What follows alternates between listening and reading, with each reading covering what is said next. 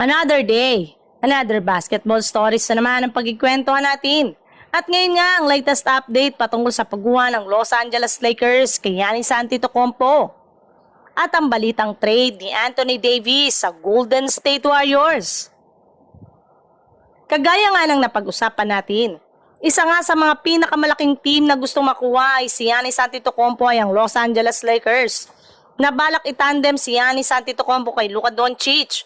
Kapag nakuha nga nila ito ay siguradong makakabuo sila ng greatest duo ngayon sa buong NBA. Pero bago nga nila ito makuha ay kakailanganin muna nga nila na isakripisyo ang kanilang 6 na manlalaro na kinabibilangan ni Dalton Keunig, Gabe Vincent, Austin Reeves, Rui Hachimura at 2 future first round pick. Bukod rin dyan, ay kailangan rin naman nga daw niya na maghanap ng isa pang bagong kupunan kagaya na lang ng New York Knicks o Charlotte Hornets na tutulong sa kanila na makagawa ng isang 3-team blockbuster trade na siyang nag-iisang paraan lamang para makuha si Giannis Antetokounmpo.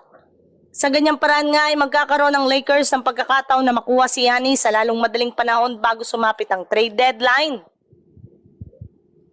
Sa ibang balita naman, bagamat man nga nagagawa ng Dallas Mavericks na makakuha ng paunti-unting panalo sa kanilang mga nakalipas na laban, ay hindi pa rin nga nila kaya ngayon na makipagsabayan sa mga malalakas na contender ngayong season. Kaya may ilang mga analyst na nga na kagaya ni Kendrick Perkins ang nagsabi na kailangan na nga daw talaga ngayon ng front office ng Dallas Mavericks na i-trade si Anthony Davis sa lalong madaling panahon kung gusto man nilang maisalba ang future ng kanilang prangkisa.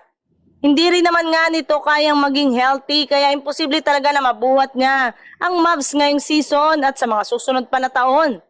Hindi rin naman nga na magkakaproblema ang Mavs sa pag-trade ngayon kay Davis since may ilang mga team na rin naman nga nagbigay ng interest sa pagkuha sa kanyang big man.